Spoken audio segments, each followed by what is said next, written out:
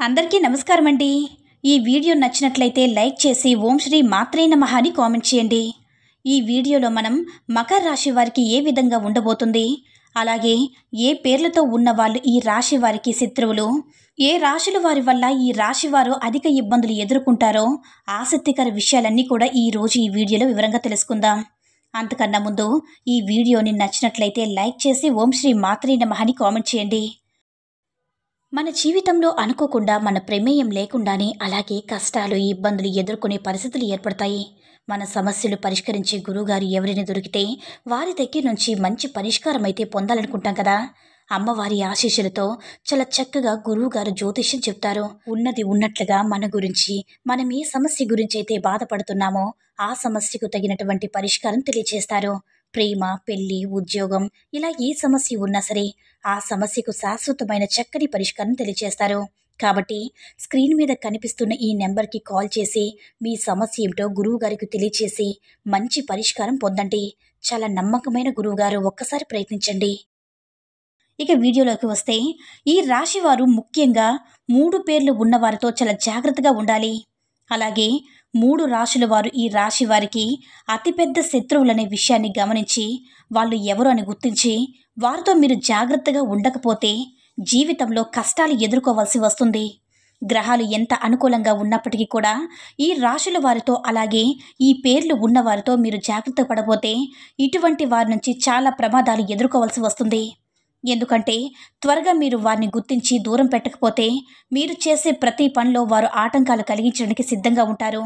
అయితే ఆ రాశి వారు ఎవరు, అలాగే వారు ఎటువంటి లక్షణాలు కలిగి ఉంటారో, వారు ఎటువంటి పనులు చేస్తారనేది, మీతో ఎలా మాట్లాడతారో, వారి ప్రవర్తన ఎలా ఉంటుందనే విషయాలు మీరు పూర్తిగా తెలుసుకుంటే వారిని సులువుగా గుర్తించి వారు మీ నుంచి దూరంగా పెట్టవచ్చు. అప్పుడు మీ జీవితంలో ఎటువంటి ఆటంకాలు లేకుండా మంచి స్థాయికి చేరుకుంటారు. అయితే ఈ 3 పేర్లు ఉన్న వ్యక్తులు ఎవరు, అలాగే ఈ 3 రాశుల వారు ఎవరనే విషయాలను వివరంగా తెలుసుకోవాలంటే ఈ వీడియోని ఎక్కడ కూడా స్కిప్ చేయకుండా చివరి వరకు చూడండి. అప్పుడే పూర్తిగా మేమేం చెప్తున్నామో అర్థమవుతుంది. ఈ రాశి వారు ఎప్పుడు కూడా ఉత్సాహంగా ఉల్లాసంగా ఉంటారు. ఏ పని చేపట్టినా పూర్తి చేయాలనే పట్టుదల కలిగి ఉంటారు. ఈ రాశి వారు ముక్కుసూటిగా మాట్లాడతారు. ఇక వీరికి అప్పగించిన పని చేసుకుంటూ పోతారు. అలాగే ఎవరి జోలికి వెళ్ళరు. ఎక్కువగా అచంచలమైన మనస్తత్వాన్ని కలిగి ఉంటారు. అంటే స్థిరమైన ఆలోచన ఉండదు. వీరు ఇతరులతో నమ్మకంగా ఉంటారు. అలాగే ఎదుటి వాళ్ళు కూడా వీతో ఇలాగే ఉండాలని కోరుకుంటారు.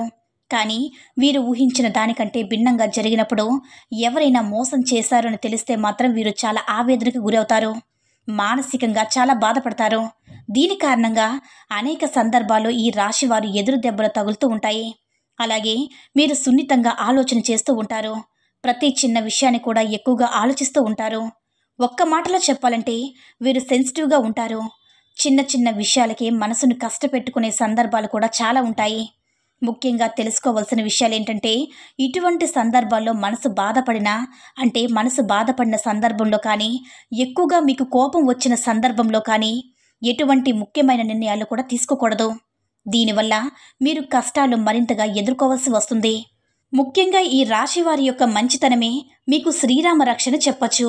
ఎందుకంటే మీరు ఎదుటివారు బాధపడుతుంటే మీరు చూడలేని మనస్తత్వాన్ని కలిగి ఉంటారు. ఇటువంటి మంచితనం మిమ్మల్ని ఎప్పుడు కూడా కాపాడుతూనే ఉంటుంది. కష్టాల్లో ఉన్నవారికి సహాయం చేయాలనే ఆలోచన కూడా ఎక్కువగా కలిగి ఉంటారు. అలాగే సున్నితమైన మనసును కలిగి ఉంటారు. వీరు ఎవరిని కూడా ఒక్క మాట అనరు. ఎదుటివారు వీరికి ఒక్క మాట అన్నా నచ్చదు. ఎక్కడ మీరు ఒక మాట అంటే ఎదుటివారి బాధపడతారని 1కి 10 సార్లు ఆలోచించి మాట వదులుతారు. అంత సున్నితమైన మనస్తత్వాన్ని కలిగి ఉంటారు. అలాగే ఈ సమయంలో ఎటువంటి సందర్భంలోనైనా ఎంతమంది ఎన్ని విధాలుగా రెచ్చగొట్టినా ఓపిక ఉండడం అనేది మంచిగా సూచించడమైనది. ఇలా ఉండడం వల్ల మీకు రాబోయే కాలంలో కూడా ఎటువంటి ఇబ్బందులు ఉండవు. అంతేకాదు మీకు సమాజంలో మంచి పేరు, గుర్తింపు కూడా వస్తుంది. మీకు ఏదైనా నూతనంగా వ్యాపారం మొదలు పెట్టాలనుకున్నా కానీ, పెట్టుబడి పెట్టేటప్పుడు కానీ అనుభవజ్ఞుల సలహాలు తీసుకోండి. అలాగే మీ ఇంట్లో పెద్దవారి ఆశీర్వాదం తీసుకుని ఏదైనా పని మొదలు పెడితే మీరు ఖచ్చితంగా దాన్ని విజయవంతంగా పూర్తి చేస్తారు. అలాగే ఏదైనా పని మొదలు పెడితే పూర్తయ్యేంత వరకు ఎవ్వరికీ చెప్పకండి. ఇలా చెప్పకుండా ఉండడం వల్ల మీరు మొదలుపెట్టిన పనులు సక్సెస్ రేట్ పెరుగుతుంది. మీరు ఎక్కడ కూడా వృధాగా కూడా కొంచెం ఖర్చు చేయకుండా చూసుకోండి. ఏదైనా ఉపయోగకరమైన ఖర్చుకు మాత్రమే ప్లాన్ చేయండి. మిమ్మల్ని ఎదుటి వాళ్ళ అవసరాలకు తగ్గట్టుగా వాడుకుంటూ ఉంటారు. అదే మీకు ఏదైనా పనిలో సహాయం కావాలన్నప్పుడు ఎవరూ ముందుకు రారు. ఇక ధనం అప్పుగా ఇచ్చిన సందర్భంలో మీకు మీరు ఎవరికైనా డబ్బు ఇస్తే అది తిరిగి రావడం కష్టమని చెప్పాలి. ఒక రకంగా అది మొండి బాకీగా పడిపోతుంది తప్పితే అప్పు ఇచ్చేటప్పుడు మీకు తిరిగి రావు. కాబట్టి అప్పులు ఇచ్చే విషయంలో చాలా జాగ్రత్తగా ఉండండి. ఇక మీరు ఎవరిని కూడా గుడ్డిగా నమ్మకూడదు. మీకు ఏదైనా కష్టం వచ్చినప్పుడు ఎవరికైనా చెప్పడం కంటే ఆ దేవుడి దగ్గరే చెప్పుకోవడం చాలా మంచిది. ఎందుకంటే దేవుడి దగ్గర చెప్పుకోవడం వల్ల మీకు కష్టాలు తీరేందుకు మార్గాలు దొరుకుతాయి. అంతేకాదు మీ కష్టాలను ఆ భగవంతుడు విని వెంటనే తీరుస్తాడు. ఎందుకంటే ఈ సమయంలో మీకు దైవ బలం అండగా ఉంటుంది. ముఖ్యంగా మీరు ఈ సమయంలో మీలో ఉన్న నెగిటివ్ ఆలోచనలన్నీ కూడా తీసివేయాల్సి ఉంటుంది. అంటే ఈ పని నేను చేయగలనా, నాకు ఉద్యోగం వస్తుందా, నేను డబ్బులు సంపాదించగలనా, నేను ఎదుటి వాళ్ళకి నచ్చుతానా, ఇలాంటి నెగిటివ్ ఆలోచనలు ఏవైతే ఉన్నాయో మీ నుంచి బయటికి రావాలి. అప్పుడే మీరు జీవితంలో అనుకున్నది సాధించగలుగుతారు.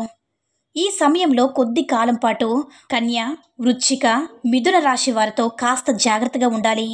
అలాగే వీరితో ఎక్కువగా మీ పర్సనల్ విషయాలు షేర్ చేసుకోకుండా అవసరమైనంత వరకే మాట్లాడడానికి ప్రయత్నించండి. కొంతకాలం పాటు గ్రహస్థితిలో మళ్ళీ అనుకూలంగా ఉన్నప్పుడు పరిస్థితులు చక్కబడతాయి. అలాగే ఈ సమయంలో మీరు కేపీ అండ్ కేహెచ్తో స్టార్ట్ అయ్యే పేర్లు ఎవరైతే ఉన్నారో అటువంటి వారితో మీరు జాగ్రత్తగా ఉంటే సరిపోతుంది. అదే మీ ఉద్యోగంలో కానీ, ఇరుగు పొరుగు వారు కానీ, స్నేహితుడు కానీ కొద్దిగా వీరితో ఈ సమయంలో జాగ్రత్తగా ఉండాలి. ఇక ఈ రాశివారు ఈ సమయంలో చేసుకోవాల్సిన దేవతారాధన చూసుకున్నట్లయితే మీరు ఎక్కువగా వినాయకుడిని ప్రార్థించవలసి ఉంటుంది. ప్రతిరోజు వినాయకుడి స్తోత్రాలు చదువుకున్నట్లయితే గణపతి యొక్క అనుగ్రహం మీకు పరిపూర్ణంగా లభిస్తుంది. మీరు చేపట్టిన ప్రతి పనిలో ఆటంకాలు లేకుండా పూర్తవుతాయి. ముఖ్యంగా ప్రతి బుధవారం వినాయకుడికి గరికను సమర్పించండి. మీకు వీలైతే గరికి మాల్లాగా తయారు చేసి స్వామివారికి అలంకరించండి. అలాగే అనారోగ్య సమస్యలతో బాధపడేవారు సూర్యుడికి రోజు ఉదయాన్నే నీటిని సమర్పించి ఆదిత్య హృదయ పారాయణం చేసుకోండి.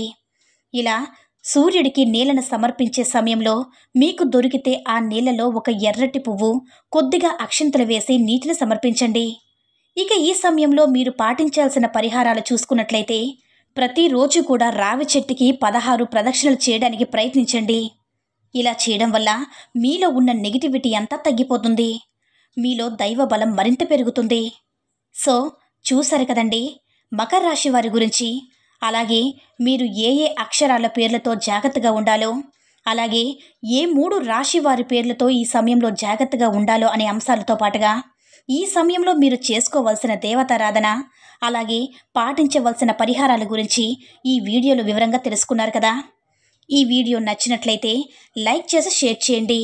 మరిన్ని వీడియోస్ కోసం మన ఛానల్ని సబ్స్క్రైబ్ చేసుకుని మాకు మరింతగా సపోర్ట్ చేయండి. ధన్యవాదాలు.